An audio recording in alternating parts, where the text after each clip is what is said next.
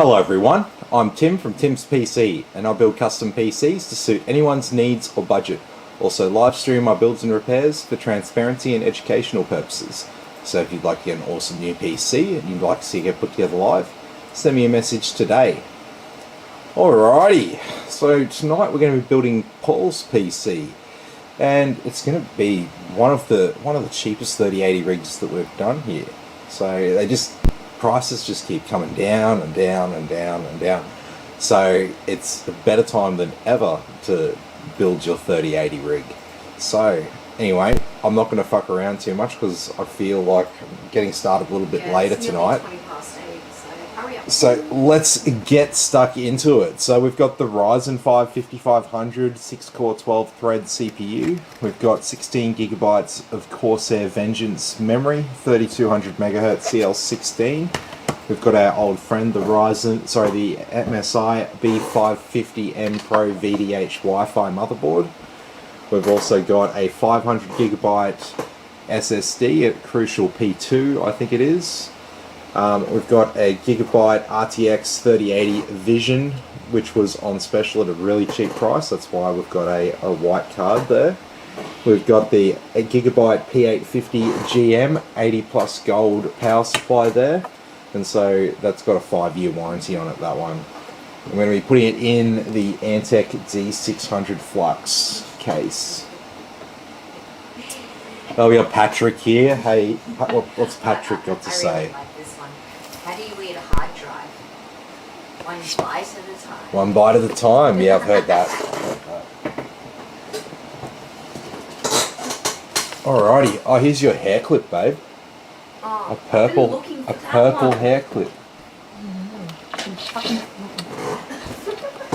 knew it was on the desk somewhere, but it's like in amongst your shit. In amongst everything. Well, you know, if you want, you can always clean my desk every day for me if you'd like. Well, maybe if I was home every day, I might actually do stuff like that.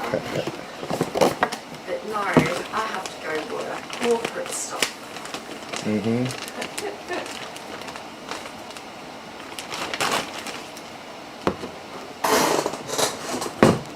Alrighty.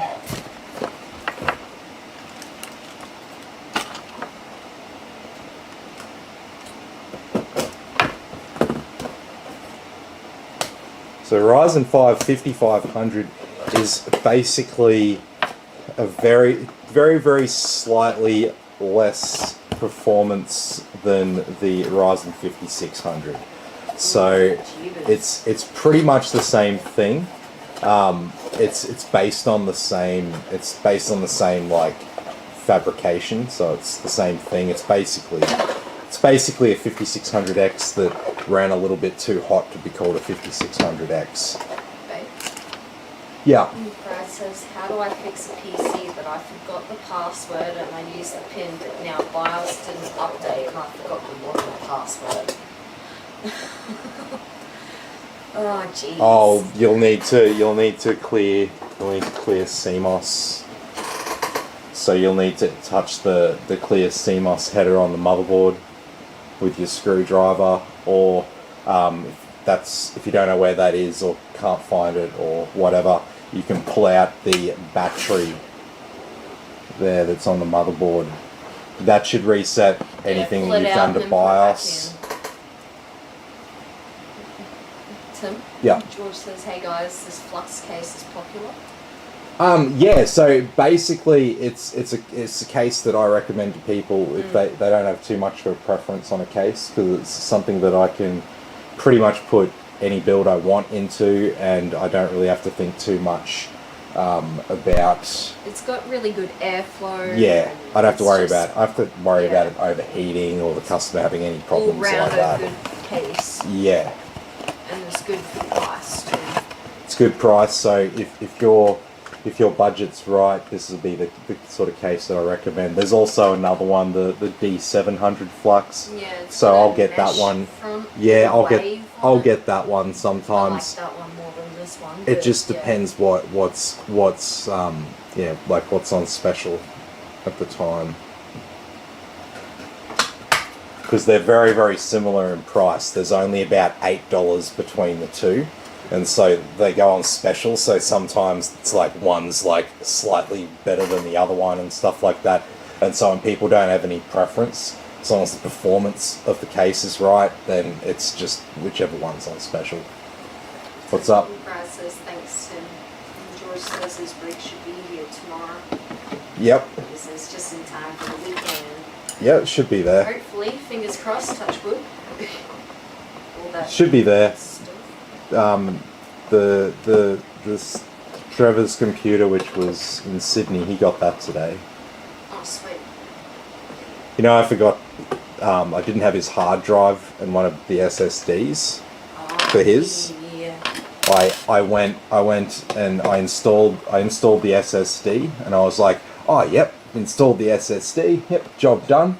I go on and packed up the computer, packed it all up with foam and stuff like that, and then I go to ship it, and then I see the hard drive sitting on my desk beside me. I'm like, oh no.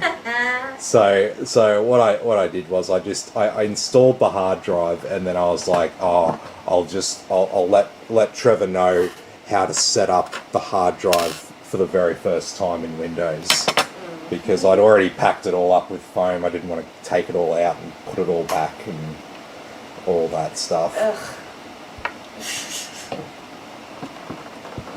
So when we're using our AMD stock coolers, we have to remove the standard AMD mounting brackets, as weird as that sounds. Tim. Yeah. Naughty Nubba says, I know, Paula, you need to nickname this the Potato Crow. Potato Crow. I like that. That's Someone posted a photo of someone like seemingly praying to Mr. Potato Head, like a giant Mr. Potato Head in a park, and they're like, "What's this religion?" and I said, I'm pretty sure it's Pastafarianism, and I'm pretty sure you call them sputtos.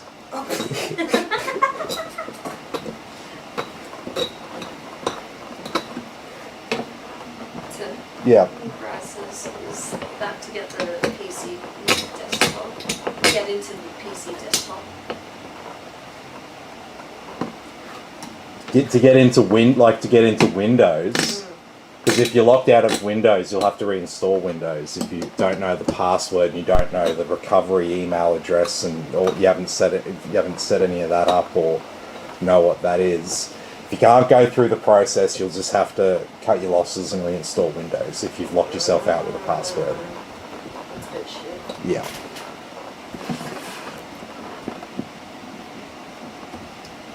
Tim, Mark says nice case. Yeah, it's a nice one. Like it's not for everyone. No case is like perfect that everyone's gonna love it. But like most people like this, and it's a good performing case. And like I said before, I can't fault it on for what it is. I mean, you've got like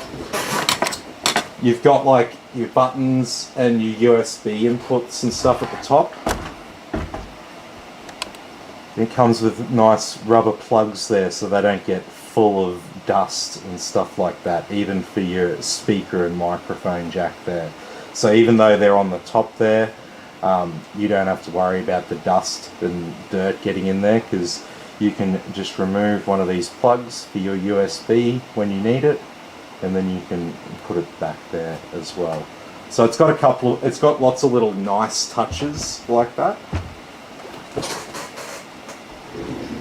And see the company Antec, they're obviously thinking about what people like me as a system builder, the sort of things that I'm going to look at when I pick out a case that's a good case to recommend to people.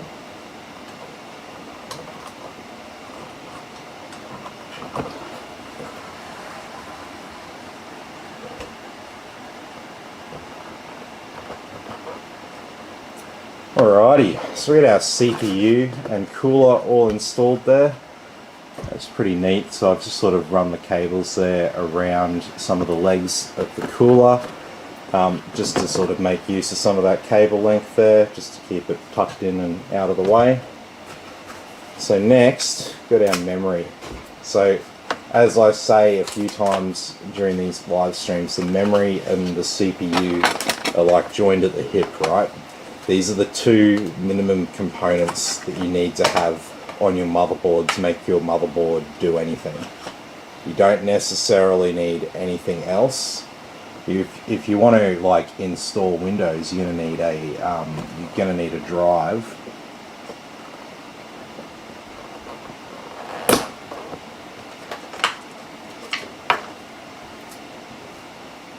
But just to do pretty much anything, you need to install memory.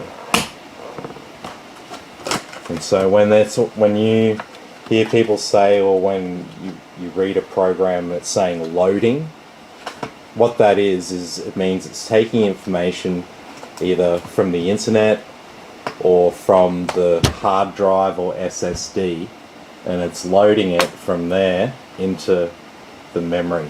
Because once it's in the memory, the CPU has really high speed access to what's in the memory.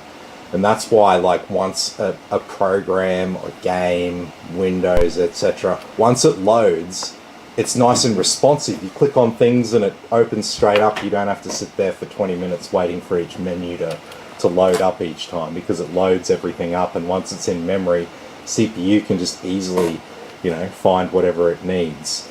And that's the purpose of memory, and that's why faster memory it gets you more performance. That's how that whole concept works. So, yeah. Mark says he recommended someone tonight to go see you about a PC. Oh, thanks, Mark. Really appreciate that. Word of mouth is a big thing. So yeah, really do appreciate that. Yeah, at the moment, I get a lot of messages and a lot of inquiries, but not as many sales, and that's pretty much just down to the fact that so many people are sort of waiting until they get their juicy tax return on their KG. Tim? Yeah. Brad says, oh crap, thanks Tim. And he says it is a good case, I've got one. Yeah. Yeah, nah, like, you pretty much can't go wrong with this case. The only bad thing is it's probably got a little bit too good airflow. It can get a little bit dusty, but it's really easy to clean a dusty computer out. So I don't consider that to be a major enough fault. Yeah. I'd much rather sell a customer a PC case that's got too good airflow than something that's really shit and got really terrible airflow and becomes a little hot box for them. So, yeah. In relation to that, Joel says, regarding the dust, what type of maintenance do you recommend? I would just recommend an air blower or air compressor, just to give it a bit of a blowout. Probably, I don't know. See, it depends how dusty the environment that you're using it in is. For some people, they might realistically have to do it every 2 months or something like that if their environment's really dusty. If you've got a Lian Li Dynamic 11 with all those fans, even if the noise of the fans doesn't bother you, consider going in and tuning those fans to be basically silent unless the system starts getting hot. And that way, they'll move less air, and then they move less dust as a result. So it'll get less dusty, less quick, basically. Tim, Mark says I try and help you out where I can. Ah, that's great, Mark. Once again, really appreciate that. Alrighty. So one thing is we normally install a Normally, in this case, we'll install an all-in-one liquid cooler, but as is, we've just kept the cost down as much as we can for this build right now. But because he's got the big 850 watt power supply here, He's got a case here where he can fit a full 360mm all-in-one liquid coolers radiator up the top here and stuff, so he can do some upgrades on this over time. But what I'm going to do is, we've got 3 fans on the front, so 3 120mm fans on the front, and then we've got 1 pre-installed in the back. They always give us this reverse fan here, and I've got another one from another build spare. We're going to install both of these up the top here. And so the reason why we're going to be doing that for this build is just so we've got nice balanced airflow. So the theory with airflow, what good airflow looks like, it's not necessarily like having like 20 fans or something like that. That could be a bad airflow situation depending on the setup of the case. But the basic theory is, if you've got 3 fans on the front, then you should have like 3 fans pushing out on the other end. So volume of air in equals volume of air out. So if they're all 120mm fans, roughly the same, if they're all spinning at the same RPM, they're pushing the same amount, like volume of air per second, per revolution, or however you want to measure it. So that's the theory that you want to try to go to. When you've got all-in-one liquid cooler radiator, that's going to restrict a little bit of the airflow from those 3 fans. So it's good that they have the back fan here as well, because if you have that in the exhaust position and then the 3 fans on the radiator also in the exhaust position, between adding that extra fan on the back there balances out the little bit of airflow that's constricted by the radiator, and just helps to balance that airflow out between all the fans there again. The other reason too is it just helps having that fan there just a little bit. It doesn't have to move much air at all, but just a little tiny bit of air movement around the CPU and the MOSFET, VRM, coprocessor, heat sinks and stuff around here. Just a little bit of airflow over that can make a big difference sometimes in some situations. So good to have that one in the back there. Doesn't matter if you've got a Lian Li Dynamic 11, not having that fan in the rear there, your airflow dynamics, the way that's set up, it's just not something you have to worry about.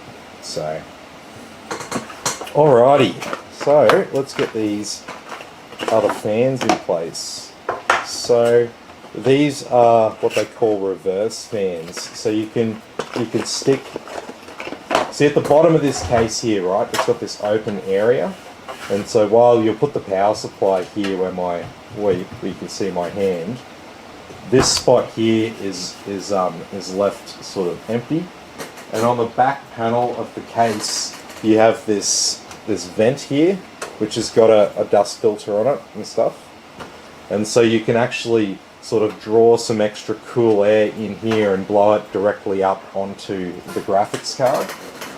So that's one of the cool things. We don't usually do that because usually the airflow dynamics here are pretty good, and I normally don't find it necessary. Normally I'll prioritize trying to keep the rig quieter and not adding any extra fans that we don't have to add, because there is a big fraction of people, and I think it's a growing crowd that really appreciate the PC being silent, or as close to silent as possible, and so they still want like a really good, high-end PC, but they want it to run as silently as possible.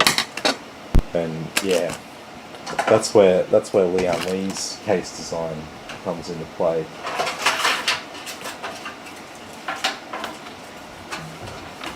Alright.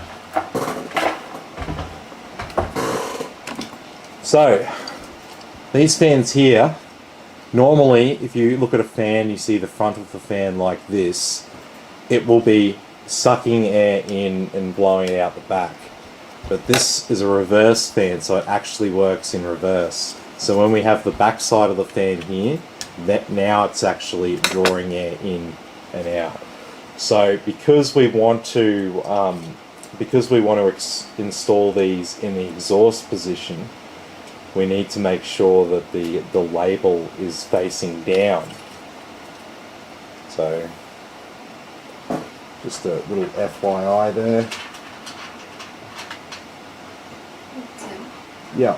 George says so low fan speeds theoretically not only prolongs the bearings but helps with dust. Good to know, thanks. Yeah, like it's really simple stuff. Like, you know, if you have less volume of airflow moving through your case, then you'll have less dust, because dust will be a percentage of the air being sucked into the case. So it's a little bit of, I wouldn't so much call it a hack, because it's just like applied physics, or whatever you want to call it. Yeah, dust gets into your case from the fact that you need airflow through the case. So if you reduce the volume of air moving through the case unnecessarily, then you're getting some good results out of it. Tim, Yeah. Mark says it's that cold here. My GPU sits on 55C full load. He says my computer is loud as fuck. Yeah. But like I said, you know, it doesn't have to be. It doesn't have to be. You can change that around, especially if you've got a Lian Li Dynamic 11, because with all those fans, that's kind of the rationale, is if you have lots of fans, then you can have them all running really like low speed, and they're still moving a decent amount of air through the case. So they're doing their job, all running at low speed. And if they're all running at low speed, then they're also all running at low volume as well. So, like audio volume. Because they like get noisier as they get louder.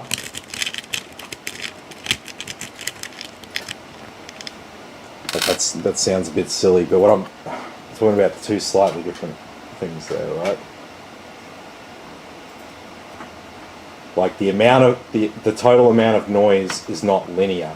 As the fans get faster and faster and faster, they make more noise per RPM. That's what I'm trying to say, between noisier and louder, or whatever the fuck I said. So it would be somewhat confusing. I know what the fuck I'm talking about, but it might not be coming out completely right.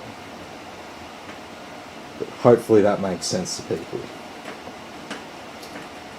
So when they're all running slower, then they're all running quieter than average, compared to if they're all running faster. So there's a net silence gain from running them as slow as possible. So yeah, I don't usually talk a heap about like this sort of stuff, but that's why I love people's questions and stuff like that, because it gives me something to talk about.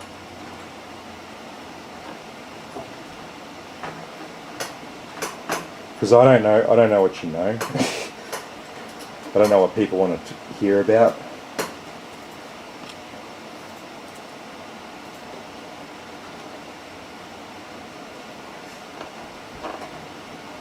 Yeah. So I don't need the back fan at 100%. No.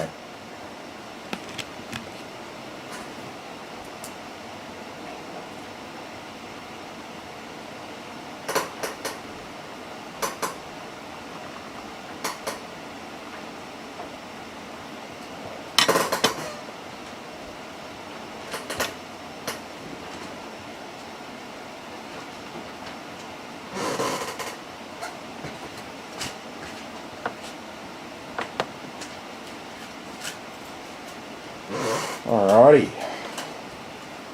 So we're going to put that top dust filter on. Alrighty. And so we've got two extra fans that we can just plug in to our fan controller out the back here. So no one has to see any of that.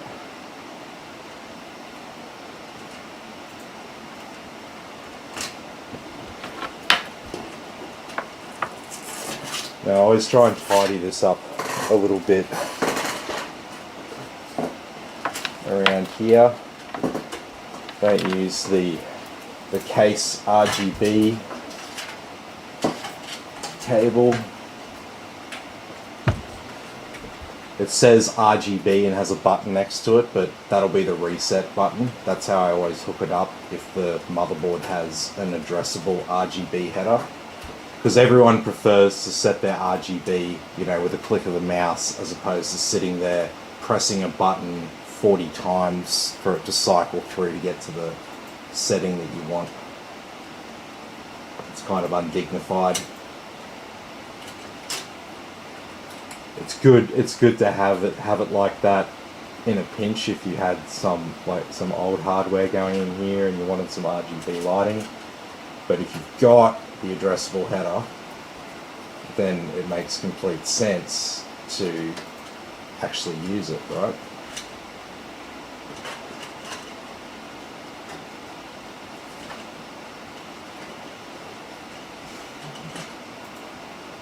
Alright. So I always remove all of these little wire ties around the cables. They're actually like the cat's favourite toys. Absolutely loves them. The twist ties. Yeah. Can't get enough of them.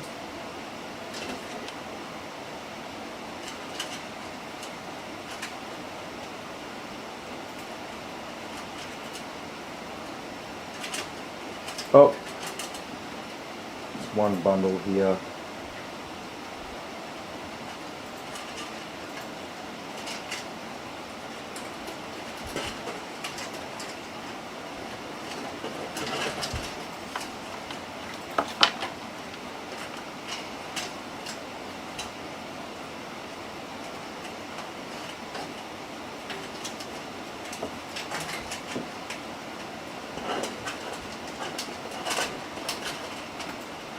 And so yeah, I just bunch those cables together. I don't tie them with a zip tie or anything like that, but I just sort of tuck them around the lip there.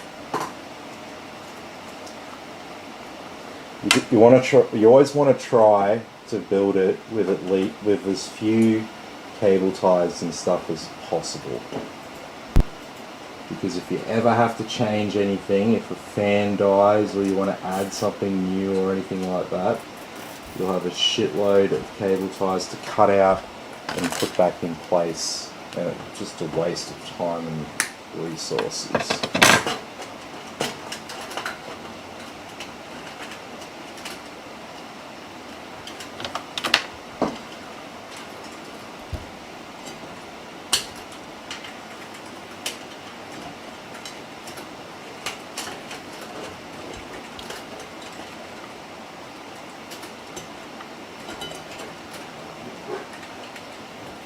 Go.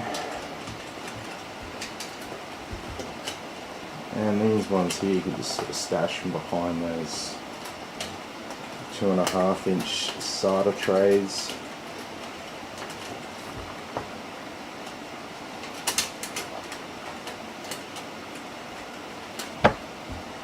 Yeah, that'll be fine.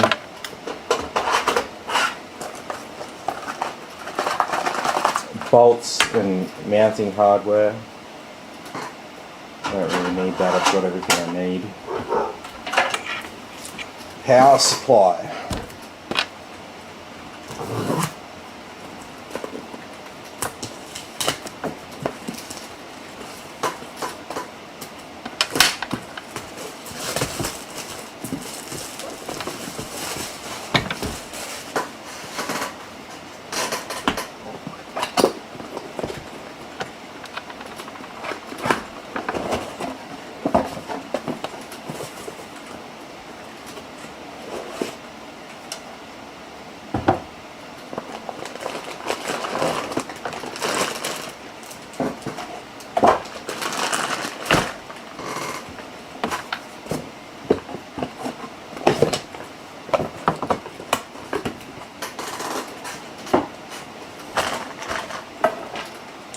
Alrighty, so we got an 850 watt power supply here.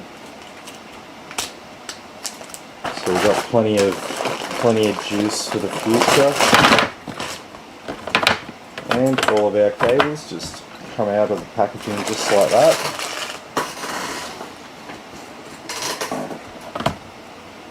Okay, so graphics card,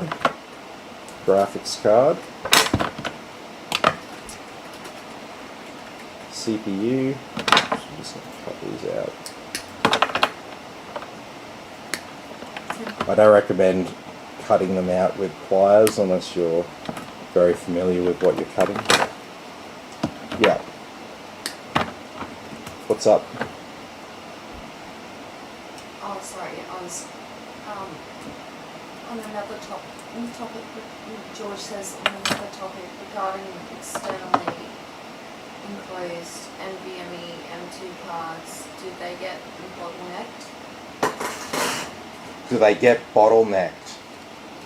As in transfer rate is plugged into the USB rate. Well, like, yeah, I mean, all M2 drives, whether they're plugged in the motherboard or there's an M2 expander through the PCIe slot, it's the same thing. PCIe, M2, same thing, just a different shaped interface. Okay, so your CPU has 20 lanes maximum. So that's its PCIe 4 maximum.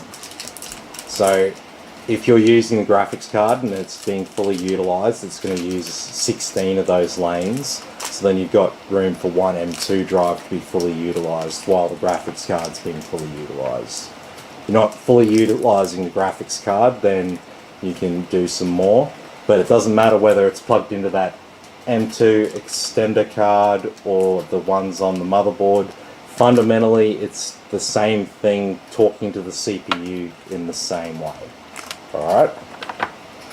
But there should never be a situation where you want to use all of your M2 drives fully while you want to fully use your graphics card. That should never come up. That sounds like a stress test, basically. It doesn't sound like an ordinary way in which someone would use their computer.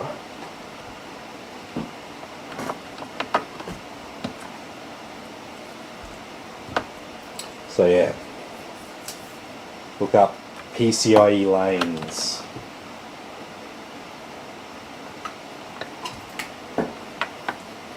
And so yeah, if anyone doesn't know, your M2 is X4, graphics card is X16. George wants to know NVMe M2 cards used externally more reliable than USB flash drives.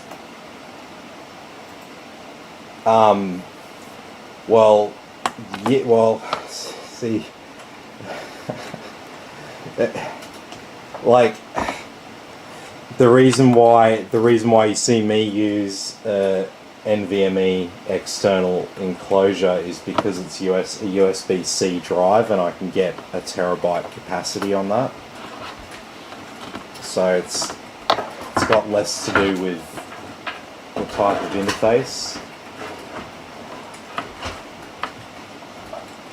and more to do with its, you know, fast, consistently reliable. And if I have to just deal with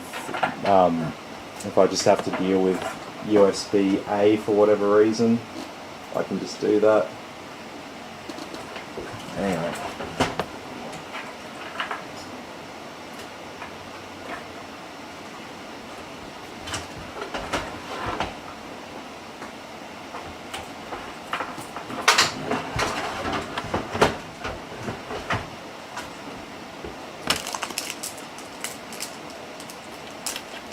So yeah, there's always, if you wanted to try to use like 6 M2 drives all at the same time while you're trying to do this and while you're trying to do that, yeah, there's going to be bottlenecks. That's how this works.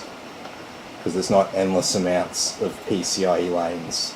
That's why there's high-end desktop computers, Ryzen, Threadripper and Xeon. That's what that's for, where you got higher amounts of PCIe lanes. But yeah, for consumer computers here, you don't get that. Nor do you want it. Doesn't make sense because you'll never use your computer like that.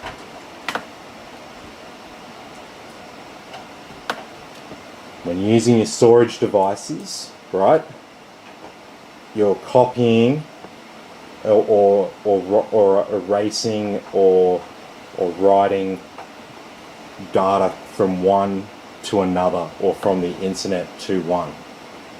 That's how you use them. That's how everyone, just normal people, use their computer and use their storage devices.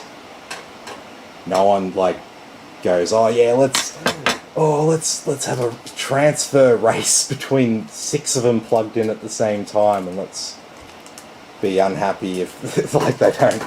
There's a bottleneck or something like that, because like, I mean, that's, yeah. So, Yeah. Mr. Walsh, he says hello to Hey man, how you going? Good to have you with us. George says makes sense, thanks to will do. Just racking your brains and Yeah. know your stuff. Yeah, no, that's all right. That's all right. So that's why it's set up the way that it is. So we need to use the X16 for our graphics card when we're fully utilizing our graphics card. And then they used to just make CPUs for consumers with just the 16 lanes. But then when we started using NVMe SSDs, there was a like, I wouldn't necessarily say there was a real need for it, but it just made sense to have 20 lanes on consumer CPUs, because the storage device used 4. So we could definitely not have any issues with our storage devices while we're running games.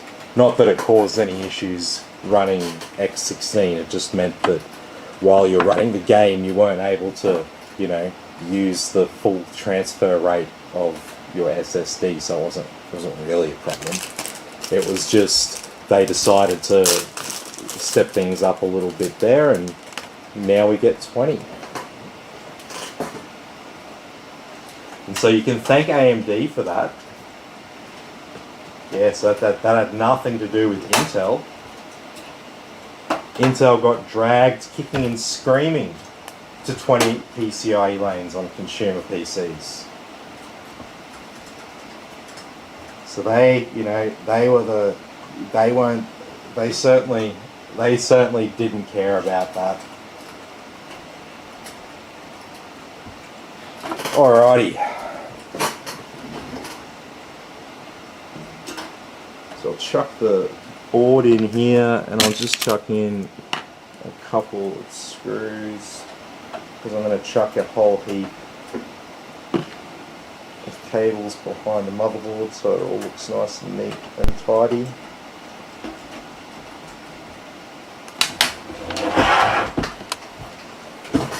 There we go. Alright, let's start with our power cable. Oh, where'd you go? Right here.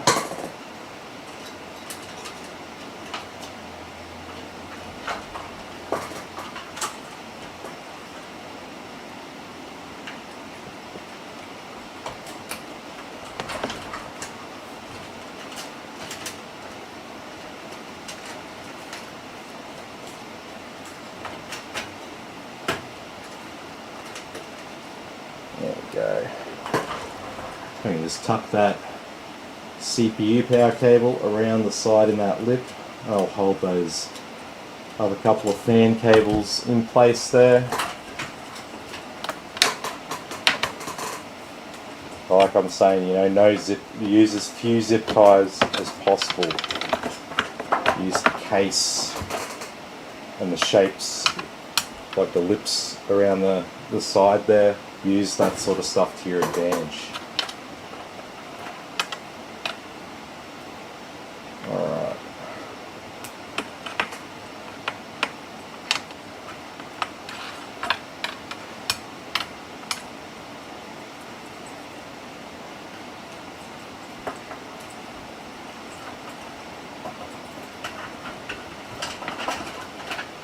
So in some circumstances, I might tie that bunch of SATA cables up, but I'm going to leave it loose just in case Paul wants to add a hard drive or something to this, because we've only got a 500 gigabyte SSD going in here. So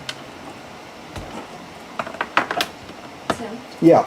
Miss Walsh says, I'm getting the SOD to do with memory, done all the fixes, e.g. memory test, command prompts, update drivers, and Windows. If I want to do a reinstall of Windows 10, is it better to do clean install or do a refresh? Clean install is what you want, because you want to just start Windows again and try to recover your account from within Windows, because like you should be able to recover your Microsoft account if you set a PIN or anything like that for your computer. That's through Microsoft, so you should, one way or another, you should be able to get like a recovery code or something like that sent to your email. There should be. I haven't done a recovery for a while, so I'm not sure exactly what they're doing right now. But there's always a process in place, because when you make a Microsoft account and you make a PIN for your computer, you've made a Microsoft account. That gets registered with them. And so if you have a problem with your computer and you get locked out, you should always be able to recover it. They should be able to send you something to your email address and blah, blah, blah, blah, blah. So it should always be a way of doing it. If for whatever reason you're like completely locked out and can't go through the normal processes, then yeah, you might have to do just a complete new install. And you might have to make a whole new account, because you won't be able to access your old one.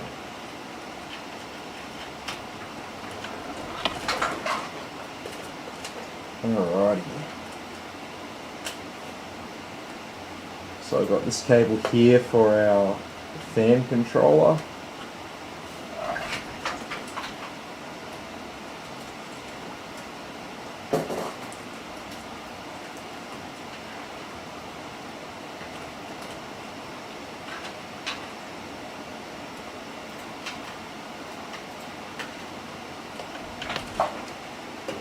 And we got this one here for our RGB controller.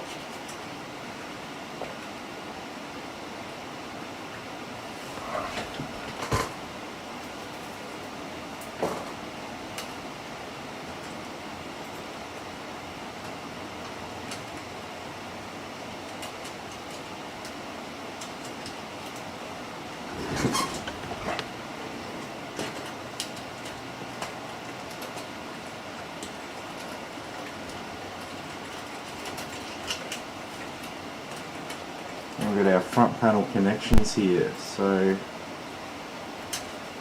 we've got one here that says RGB on it. I'll plug that onto the reset header.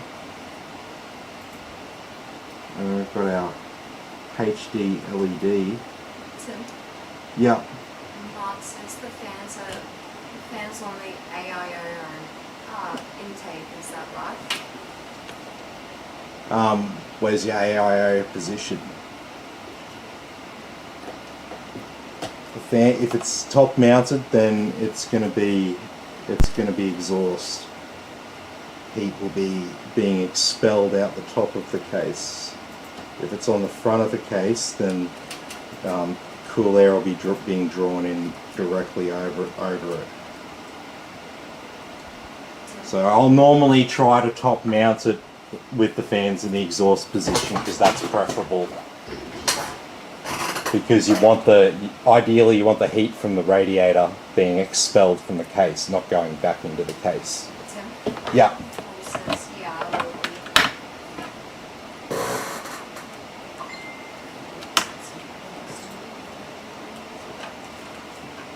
What was that, sorry? You probably forgot what you were saying before I said something earlier. Ah.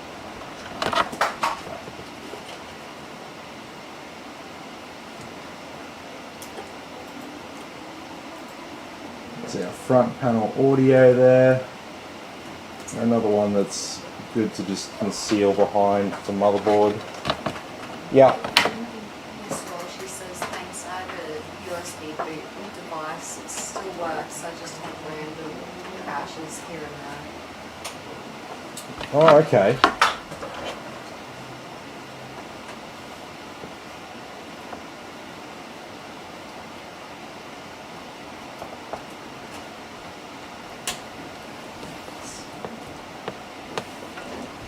Alrighty, there's our USB 3. Alright, everything's all hooked up. There's nothing else I want to sort of mount in there discreetly behind the motherboard. So I'll go ahead and put in the rest of our screws.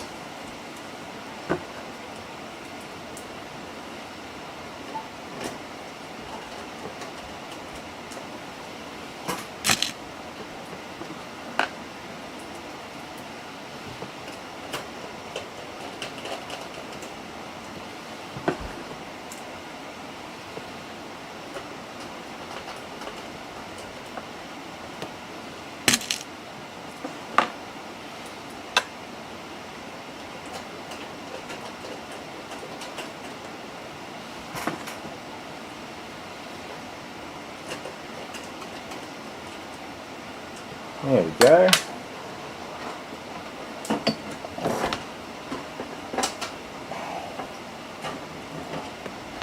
And then finally we have our motherboard power.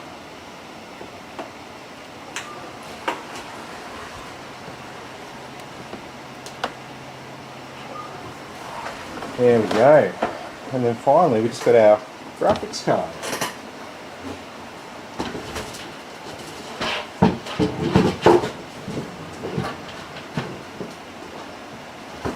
RTX 3080.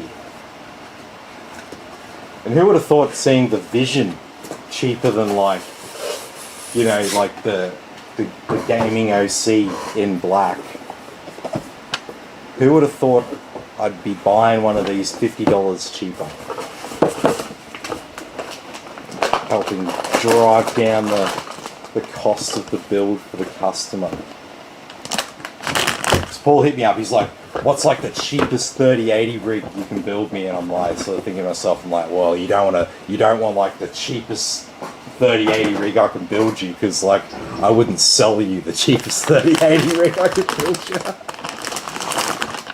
But like, what's like good price performance on a 3080 system look like these days?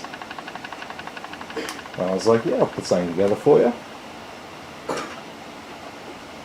And yeah, I would normally have a Gigabyte Eagle or Gaming OC RTX 3080. Especially on someone who was like, yeah, what's like the cheapest one that you can build me? But I went on and, what do you know? $50 cheaper.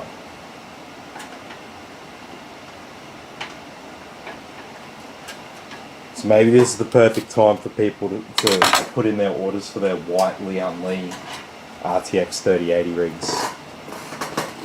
Maybe. It won't last forever, but there's obviously like a backlog of stock of them or something like that. That's the only reason why something like this would happen. Alrighty, look at these. Look how sexy this is. Look at this thing. This was the cheap one. That's so nice. It's look at that. Let's get the sticky off the fans. Oh shit, fucking cares. And then we got a big Don't kill yourself, Christine.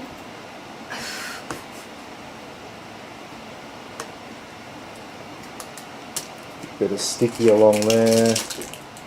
Nothing on the top and nothing on the back.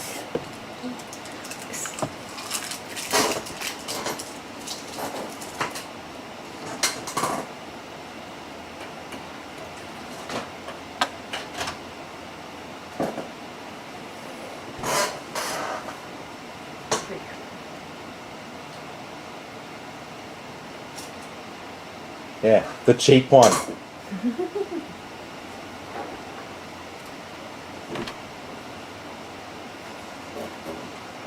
Like you could find some like out of like the lesser known brands and stuff. You'd probably be able to find something, you know, Chinese brand, 1 year warranty.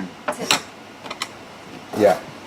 you were talking about the hard drive with Paul, Yeah, yeah. and he says, yeah, he said it will be about the hard drive. We were talking about hard drive. Yeah.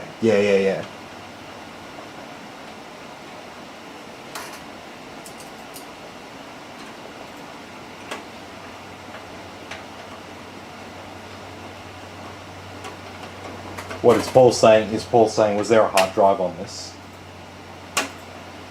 Was there a 1 terabyte drive? Or something? Am I missing something here?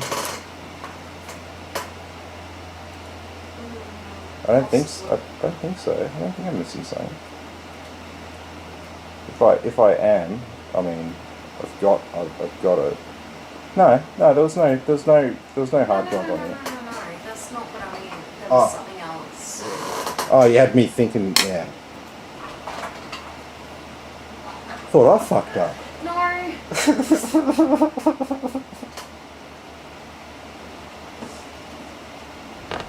Okay, so.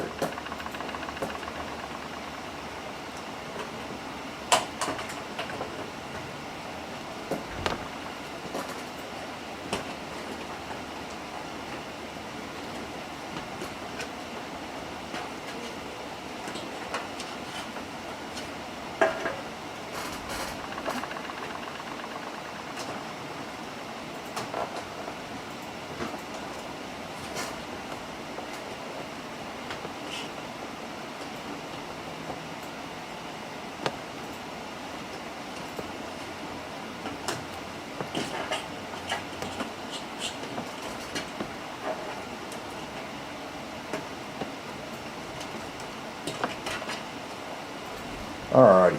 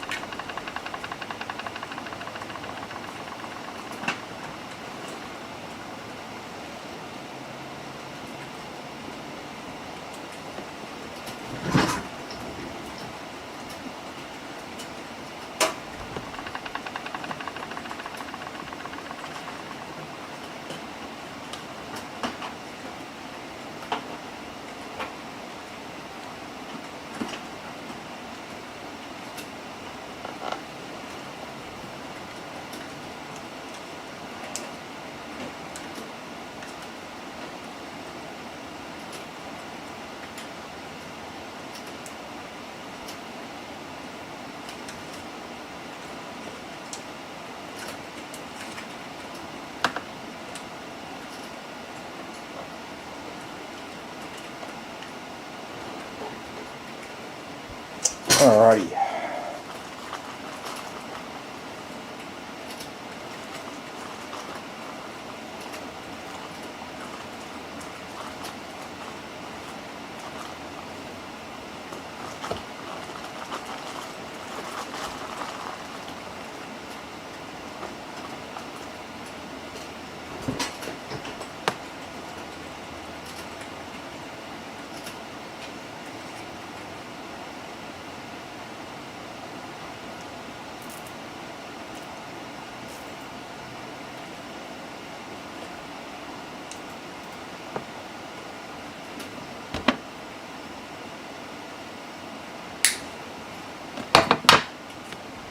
Alrighty.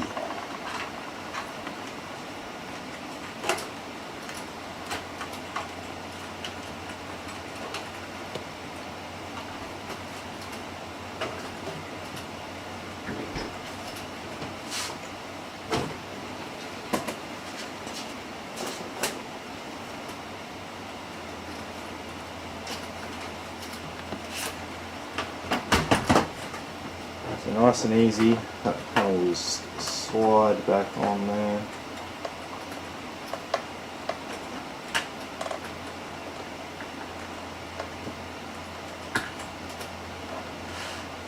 And we'll put this internal dust filter on here.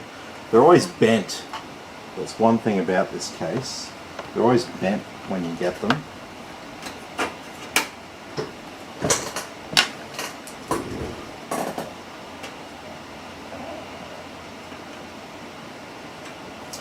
Sweet as. That is one 3080 rig.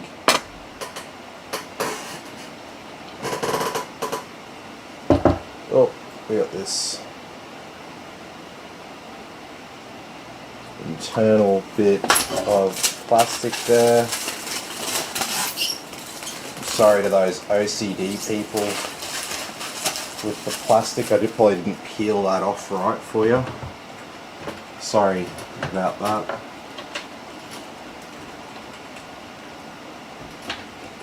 It's just when you've done it like several thousand times, it's just not the same anymore. Alrighty. So that is one gaming rig ready to go. So let's see if it actually works. Let's see if Tim put it together right. Did I forget to do something? Stick around, find out.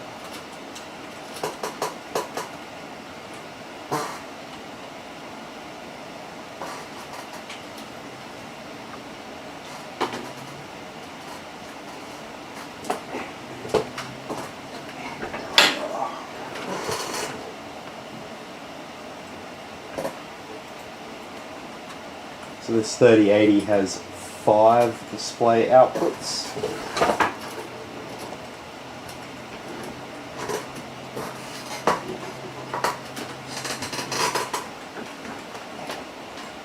And so yeah, you can use all 5 at the same time.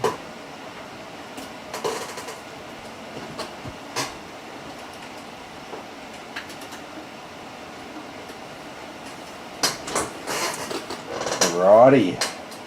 Definitely signs of life. I'll get Christine to share the screen when she gets a chance.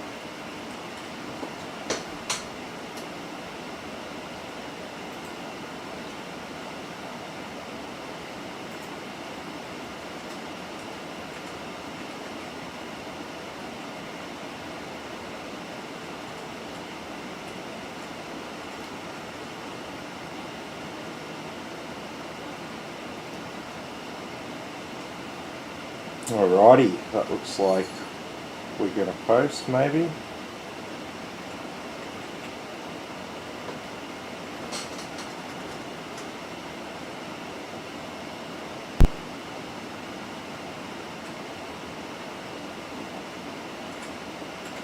There we go.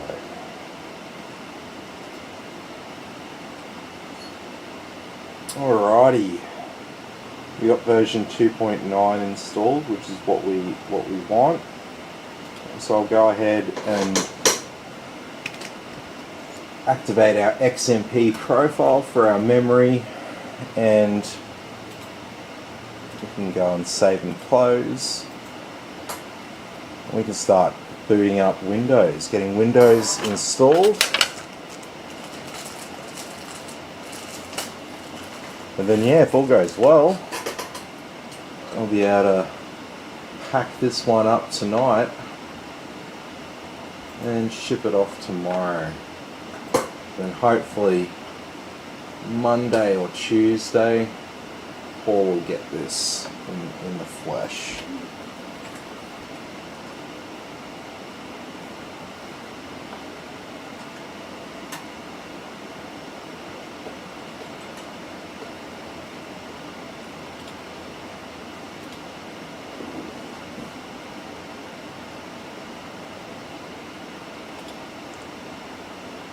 Don't worry, I don't enter your product key live for the world to see.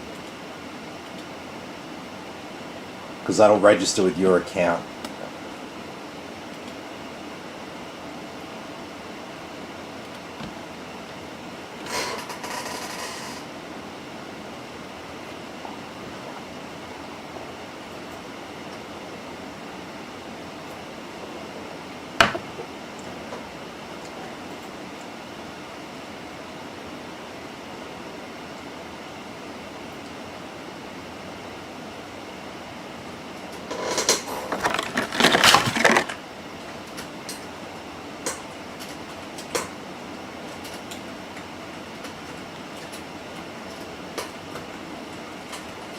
So yeah, if anyone's wondering why I use the enclosure and not just a USB drive, yeah, it's a little bit faster because it's usually by USB-C connection as opposed to being the USB 3 of a flash drive. But mainly it's because I can just put a terabyte on here and not have to worry about space, not have to worry about it like slowing down because it's like kind of full. All the problems that can happen.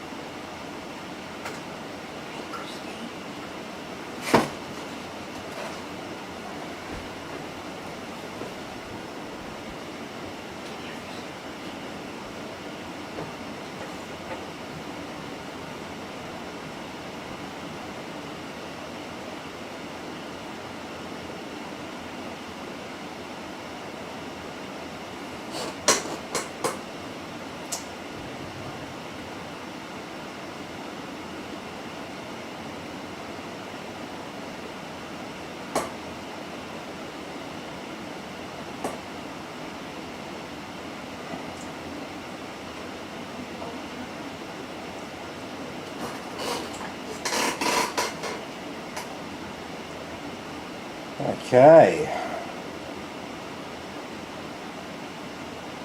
Just a moment. A moment's been and gone.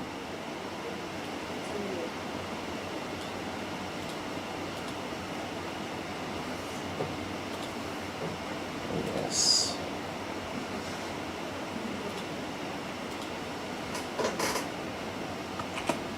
And so I don't set up any accounts for people. We just do a nice blank setup here. Then it's up to you to set your password and remember your password. I don't set any passwords for anyone. So I've had a couple of people over the years like come back to me. They're like, what's the password that you've set? And it's like, if it's asking you for a password for whatever reason, hit enter with a blank password, because I didn't set any password. And if you didn't, then it's a blank password.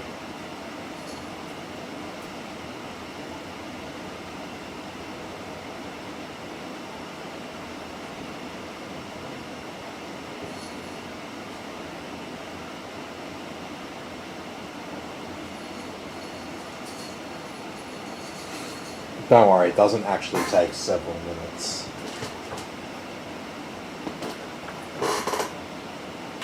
I remember when installing Windows used to take like half a day.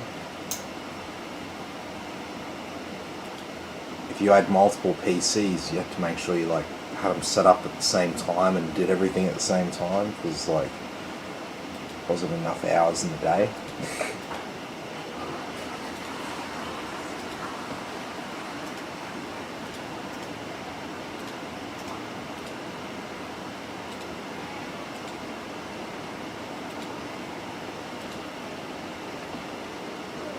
Alright.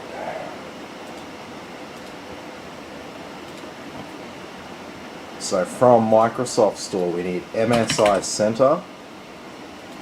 So this is like software that would come on this lovely interactive CD-ROM.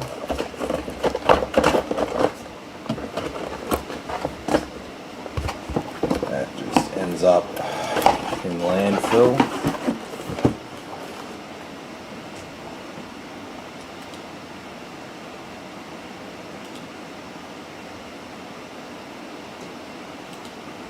So yeah, we'll install MSI Center there and R23 for our stress test. It's called Cinebench. The version's called R23. That's why it comes up when I type R23 in up there.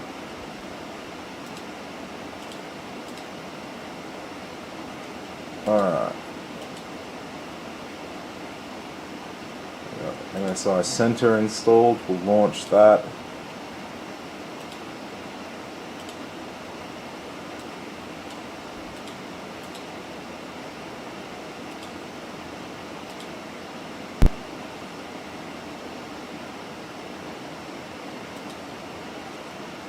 While that's going on, we'll go into my SSD. I put down some custom desktop icons. These two icons here, applications and games, they're just folders, but I've just got like a custom image set to them, because you can customize any icon that you create. So if you create a new folder like this, right, I'll show you this quickly. You can go into properties and customize, and you can change some other options. But if you want to change the icon, you can go in here, and then you can create your own, or you can just select from a list of icons.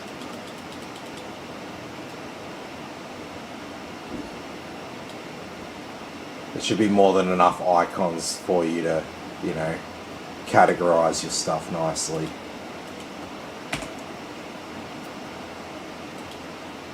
Okay.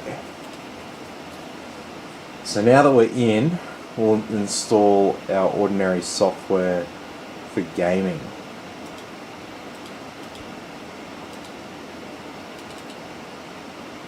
So Battle.net, this is for Call of Duty.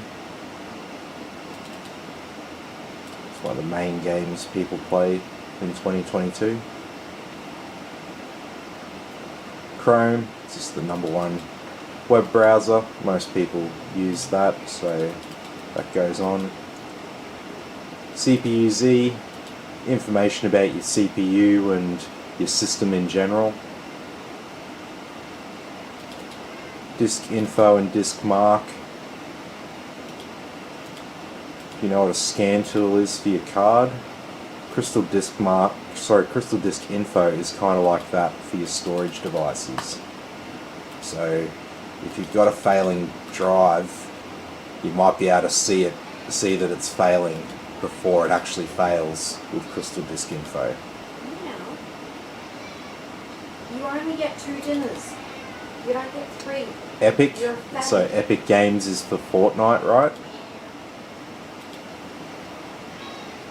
Another massive game most people play, so we install it as a default.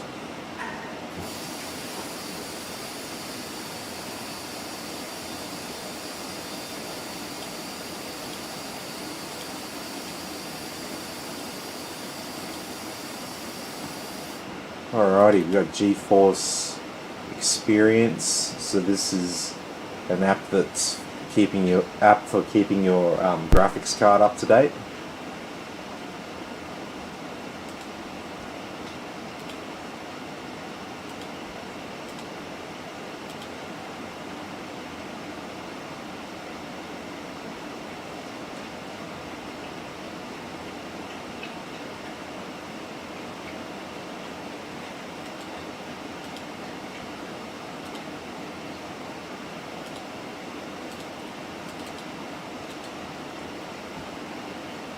And hardware monitor. This is a very important app because this logs temperatures and other information about all your stuff that you've got hooked up.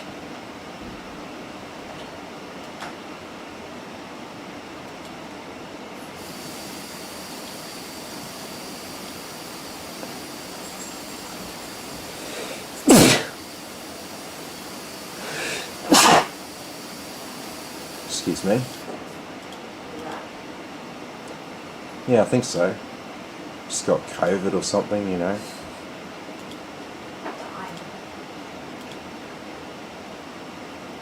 No.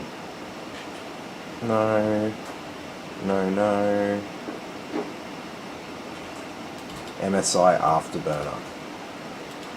So this is really good software, so even if your graphics card's not MSI, it's just a good app to have there that allows you to adjust the fan speed and the fan curve settings for your graphics card fans.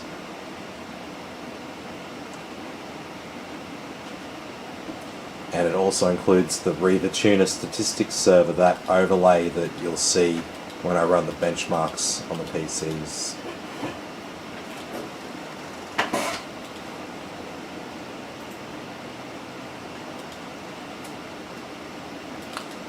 Origin, so that's EA games. And finally Steam's the last gaming app there.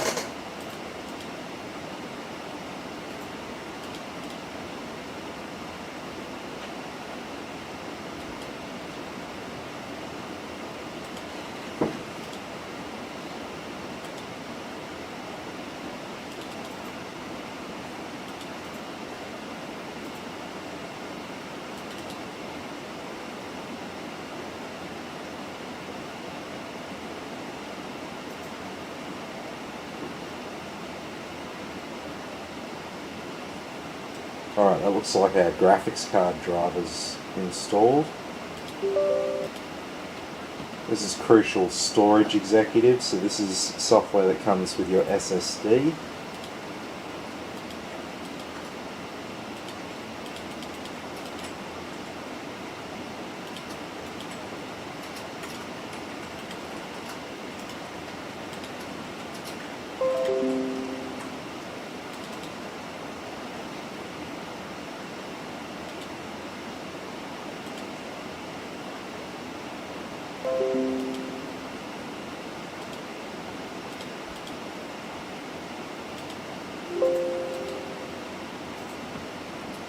Alrighty.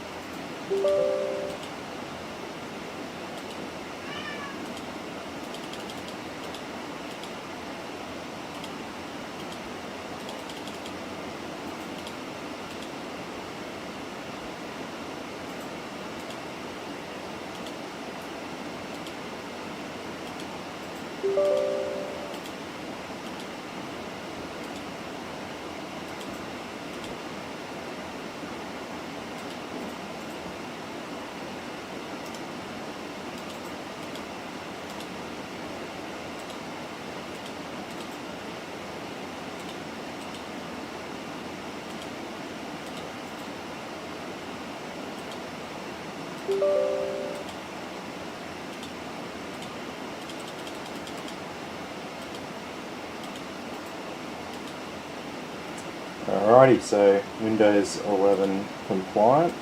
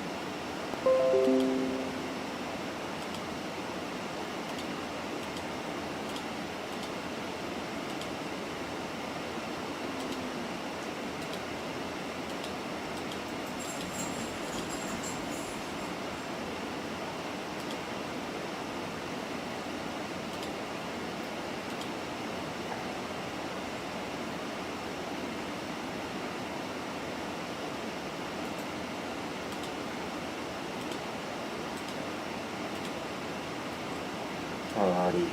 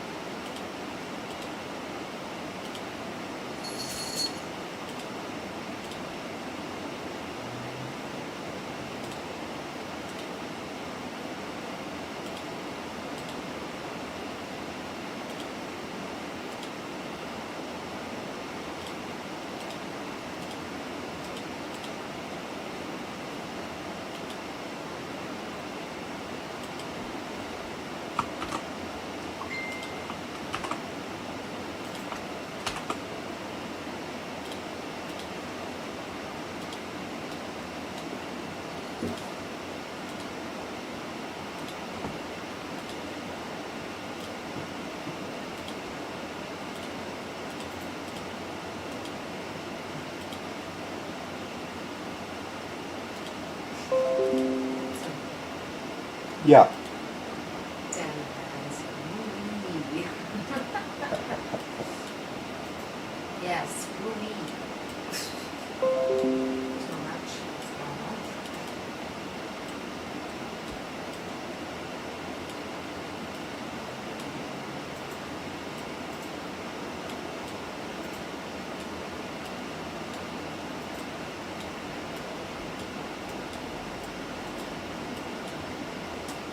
Alrighty.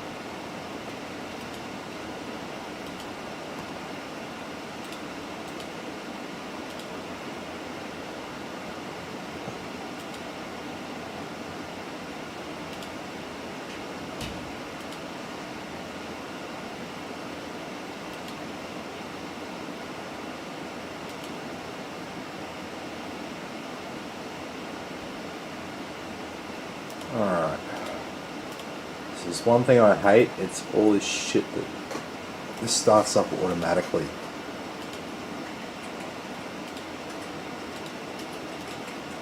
I'll decide what I want to actually open up and use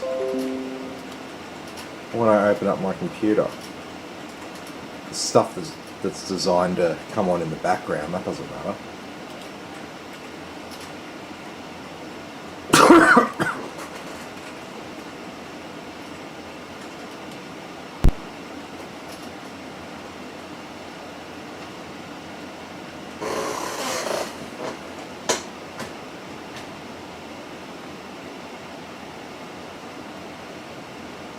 Apparently we've got to restart again.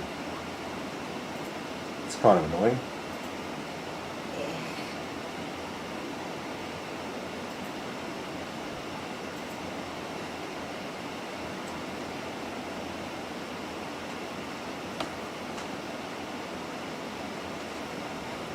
Alrighty.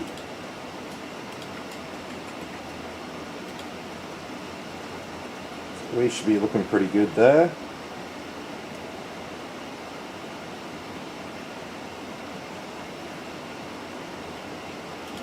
Yep. Alrighty.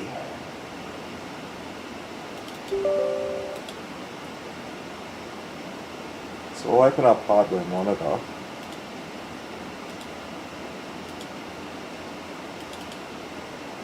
We'll just let that run in the background. And now let's run Heaven here just on the out of the box settings. So high, no anti-aliasing.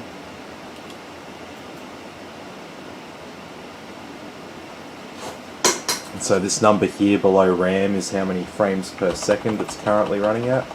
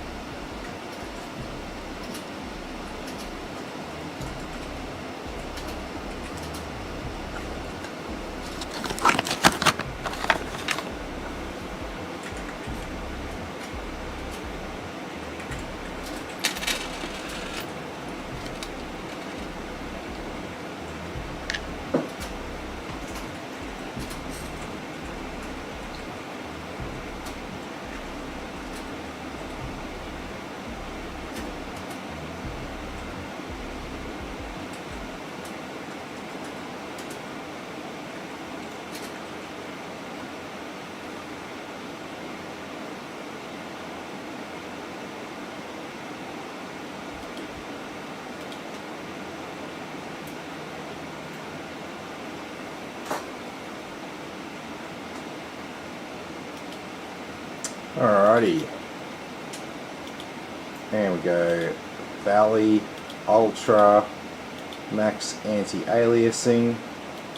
So this is a more demanding benchmark than Heaven, and we're running at higher settings now as well.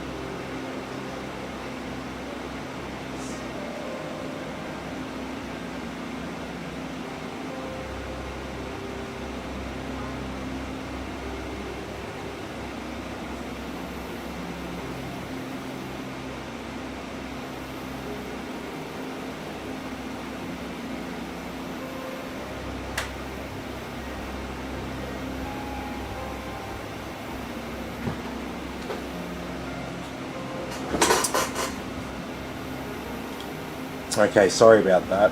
It looks like it's run through.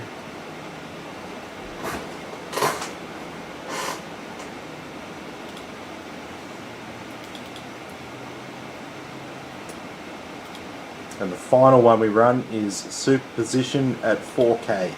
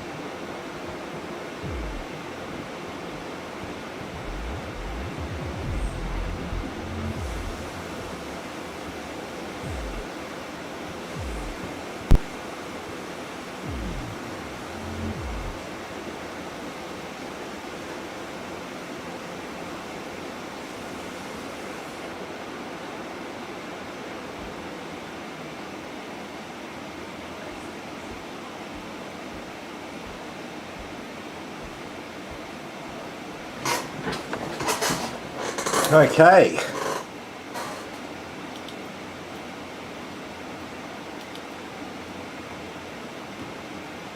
So, we're on to the final part of our night now.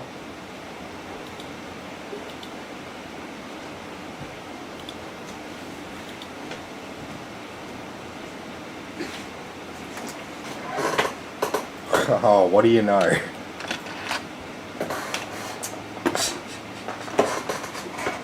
What? Dude.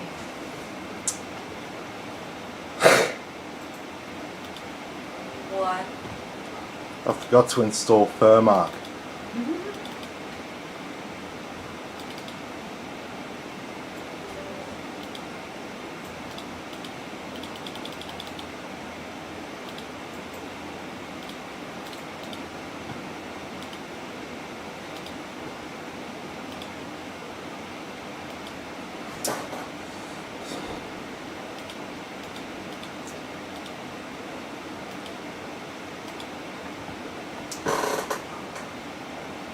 Alrighty.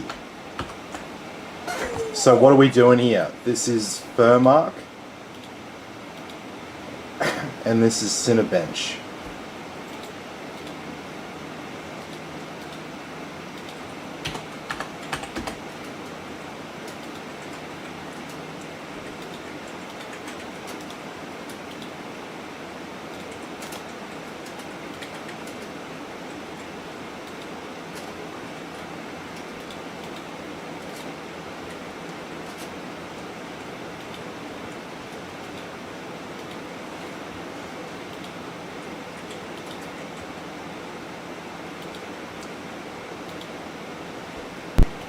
So basically what we're doing with this is where we're essentially sort of trying to render a video with the CPU and trying to run a game at the same time.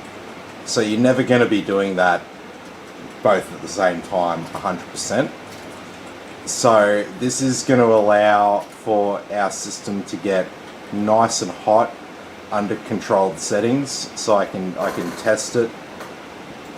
And basically, if it doesn't overheat while I'm running this, it's not going to overheat for you while you're using it. So basically, over here we've got these 12 boxes here in Task Manager for our CPU. That's our 12 threads, 6 cores and 12 threads. And over here in Cinebench, we've got 12 boxes here sort of working on the image. And so we're doing that while we're logging the temperatures here in Hardware Monitor, and we're also trying to run a game here. This is basically like running a 3D game at the same time. So that's making our graphics card get nice and hot. This is making our CPU get nice and hot, and we basically just log it here for 90 minutes, see how it runs. And so yeah, that's pretty much it. That's where we leave it for the night, because no one wants to watch this just do this for the next 90 minutes. So if all's well, then I'll ship it off to the customer, and they can, yeah, well, he'll probably get it early next week. And so yeah, it'll be all good. But based on what I'm seeing so far, I've got no reason to think this won't pass the stress test. The CPU will run a little bit warmer than average because it's just got the stock cooler on there instead of like an all-in-one liquid cooler or some other kind of cooler. But that's okay. That doesn't really matter too much. The main thing is the graphics card.